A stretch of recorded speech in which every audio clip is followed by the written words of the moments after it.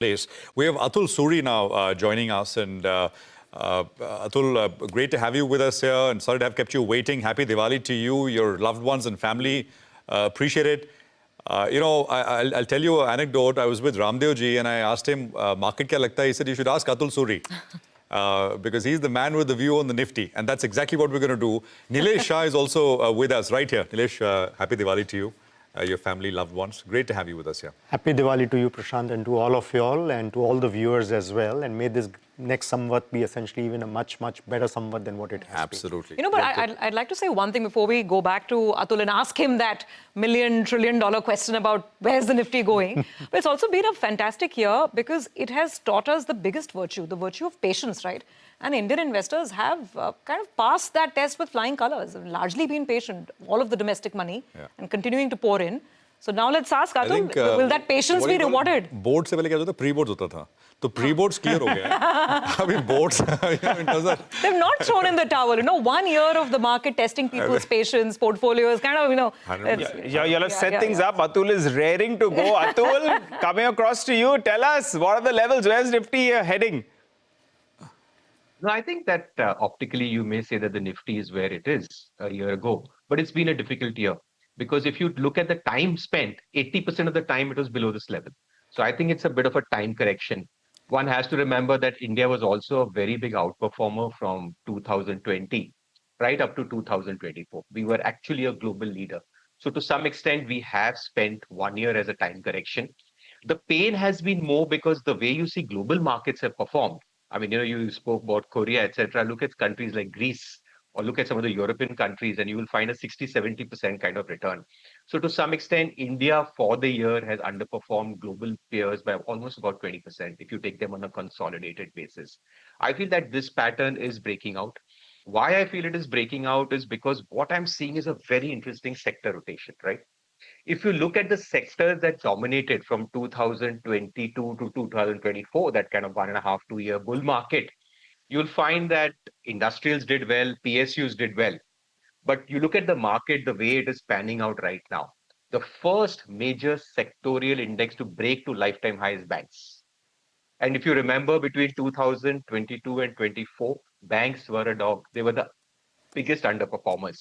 And banks are very important because BFSI collectively is 33 or 34% of the Nifty.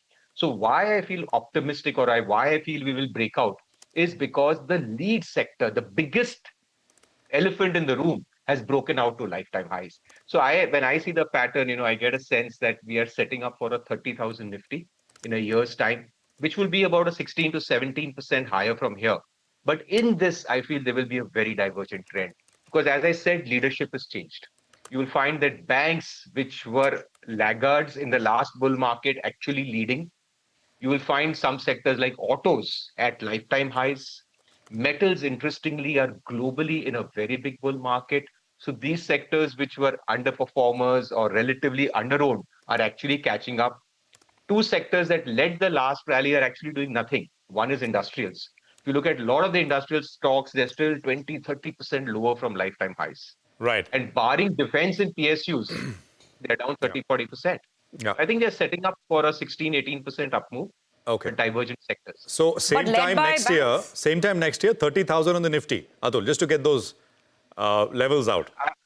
I would be a little more optimistic. I would hope earlier than that. Earlier than that. Okay. And banks, I just want to get the levels out of the way. We're at what, 58,000? And you said banks is the first index to have broken out. What do you see here? Right. What I feel is that though I'm talking about a 16, 18% up move in the Nifty, I feel banks will outperform even that target. The reason is, Prashant, because, if you look at the composition, there are 2 or 3 sectors which are actually struggling. One of them is IT, which is actually off 23% from lifetime highs. Second is energy. This is about 20 odd percent. So when you have 2 heavyweight sectors underperforming, you will have to offset it with some other sector. And the only guy who can pull its weight or who can pull or offset this is banking. So I have a feeling that banks will outperform the Nifty target. And as I said, the good part was that banks have underperformed for about 2 years prior to this. They're underowned, underloved. And whenever that plays out, I have a feeling that banking actually will be the whole BFSI space will be an outperforming sector in the overall Nifty basket. And within within financials, we'll get to stocks and we'll ask you, Diwali picks banta hai. But within banks sectorally, I mean, there are various sectors within banks, right? Capital markets and NBFCs and housing finance, Sure. MFI. Any preferences? Yeah, I think the capital market plays has volatility, but I have a feeling that if the markets make new highs, again you will find that volumes will increase and all the ancillary businesses will do well. So I think that whole AMC business, the broking business, I feel is one big mega trend. And I do see that this sector or this space would revive. I feel insurance is another very important thing. I think after GST, the kind of impact that you'll have and the kind of numbers that you have, I have a feeling insurance would play out the play. Consumer finance, again, I feel that this whole GST cut, etc. I mean, consumer finance is a very sweet spot because you have the discretionary consumption play, hopefully reviving, fingers crossed on that. Plus, you have the financial play. So I would actually play these small themes. They may not be in your large, big banks, but this would be more in the mid cap kind of space. And I have a feeling that you could actually have some very big rocket moves out there. Okay, rocket moves. You said it, Atul. Looking and sounding as fiery as I see you on your morning walks and morning runs as well. So cut that. But let's go across to Nilesh, who's with us in the studio. Nilesh, first tell us what's the secret? All these years, Mahurat to Mahurat, the look is the same. Not the anti-aging, yeah. You tell me that later post the show. But I'll tell you the secret. I offered him coffee. He said no. I'll tell you another secret. I've offered him a drink. He said no. I think he's very, very teetotaler. No. These are places to invest, not to consume. Absolutely. So let's get to the investments then. A lot of viewers, they tune into Mahurat and they want to know well-placed stocks. So you could tell us, a stock that's well-placed for the next couple of years, or maybe a stock that you'll just got into. But if you could tell us the name of the stock and the rationale behind you guys being bullish. So I think two categories. One essentially is the smaller banks. I think the smaller banks seem to be well positioned. They have essentially obviously underperformed for some time. But I think the entire environment is just pretty much ripe for them. They probably could go through a Goldilocks kind of situation, NIMs bottoming out, credit offtake picking up, and leading to re-rating. I think that's an interesting segment. The other whole segment is around decarbonization, electrification, and the consumer opportunity. One space that we've really liked out there is basically electric two-wheelers as a space. And thankfully, we've had IPOs from this table in the last 1 year. Within that, our investment has been on Aether. That's one name which essentially has been very technology-led. It believes in delivering a very strong consumer experience and has been able to kind of gain market share despite the fact that the big legacy players have come in and upped the ante as far as electric two-wheelers is concerned. Clearly, the big trigger out there essentially is increasing adoption of electric two-wheelers within the entire scooter or motorcycle segment. Motorcycle is still very kind of infant. It's probably not there in terms of the electric motorcycles, but electric scooters, I think, seems to be an exciting space where if the adoption picks up, this as a category could end up delivering double-digit kind of growth. Speaking of double-digit growth, I want to get to gold and silver with Atul in a bit. But before that, Nilesh, I mean, you're someone who's been a technology watcher for decades, right? And we've had this conversation in the past about how legacy IT services are going through their motions, and it's been the worst performing part of the market in the last 1 year. On the other side, anything that has even a hint of AI or some sort of an outside partnership with NVIDIA, stocks just go through the roof. So you need to be very careful. I know you're very bullish on these digital plays, but can they be money-making opportunities here despite the elevated valuations, or do you need to be careful now?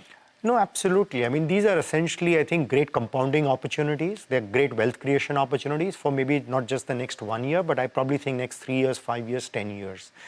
I think probably the trend in them has just started sometime in maybe 22 or so. So it's just been barely 3 years. And I think this is truly a mega cycle. It's a super cycle. The opportunity is humongous that you are able to kind of have crores of customers or millions of customers into your fold and pretty much offer them everything that they can think of on a daily basis. I think the market opportunity is huge and humongous. I don't think essentially these are companies that are going to just capped out at 3 lakh crore market cap or anything like that. It's possible that they're probably today in the quick commerce side, the revenues are around 40, 50,000 crores. I probably think the bull market in them will continue as long as probably they get to 3 lakh crore, 5 lakh crore in terms of revenues. And they start to kind of make 20, 25,000 crores of EBITDA, and market starts to give them those 30, 40, 50, or maybe even 100 P multiples. That's really when you could actually say that the bull market is now probably maturing in them. So I think... But be with because the thing is that there is still competition. Some of them are still at a cash burn stage. They're investing in multiple businesses. So then what? Just be with the biggest, and the biggest is now part of the Nifty. Absolutely. I mean, absolutely. I mean, I'm just saying, if you thought 25 years ago that it's essentially private sector banks, you just had to be really the player who was at the forefront of that, period. The next 20, 25 years, you never have had to look back. Sure. Yeah, Nilesh, two things. 30,000 crores Aether market cap. What would you... It's an indirect way of asking you, where is it?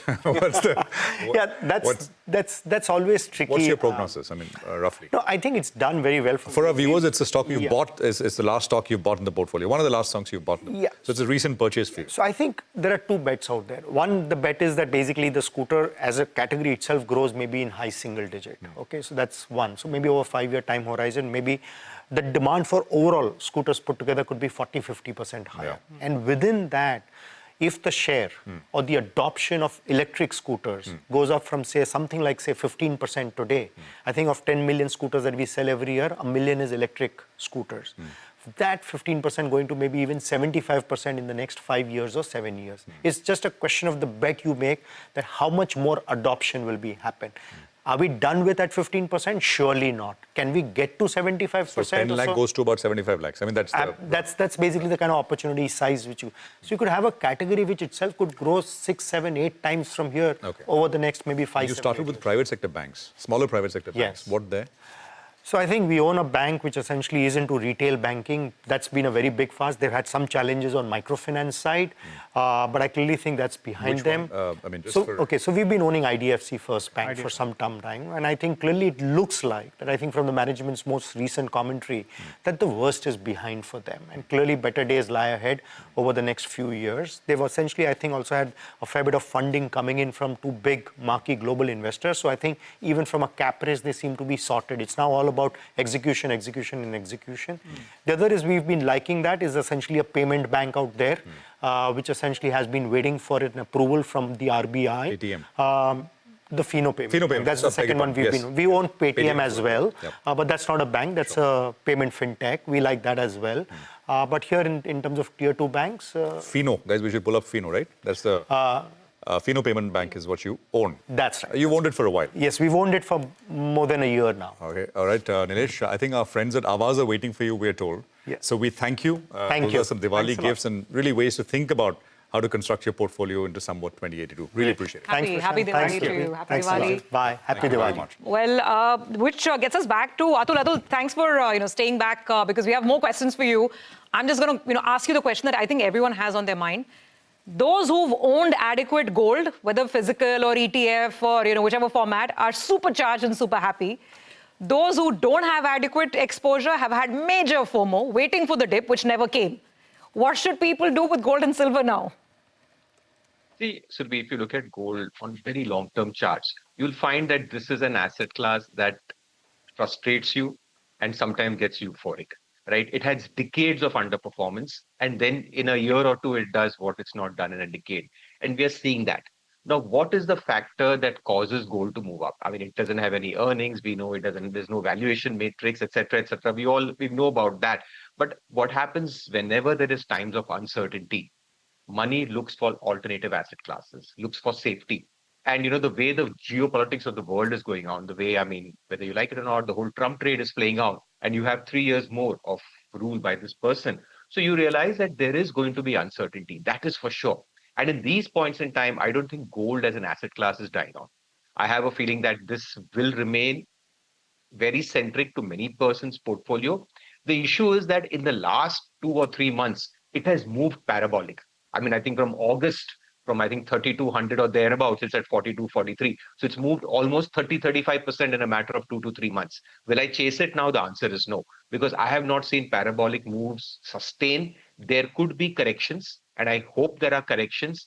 But if you're a long-term strategic allocator, I wouldn't find any reason for you to exit gold. If you have gotten or not gotten, I have a feeling there will be a correction because the move in the last 3 months has been very, very sharp, very, very parabolic. And typically what happens is everyone around you only wants to know about gold. And when that happens, there is an issue. Like my personal trainer in the morning, he used to always ask me what stock tips, stock tips. Now he never asks me stock tips. He's saying gold, silver mein kya karne ka. So to some extent, he's my litmus test or he's my decider. So when the whole crowd is into it, which is what I feel the short-term risk is to it, it could correct. But as a part of your portfolio, I do think that uncertainty is going to be there with the kind of politics that is playing out in the US. Yeah. So it's going to be around for some But the parabolic move may, you've got to be careful, absolutely. And I think that's good advice, Atul. Let's come back to equities, stocks. 3 ideas from you.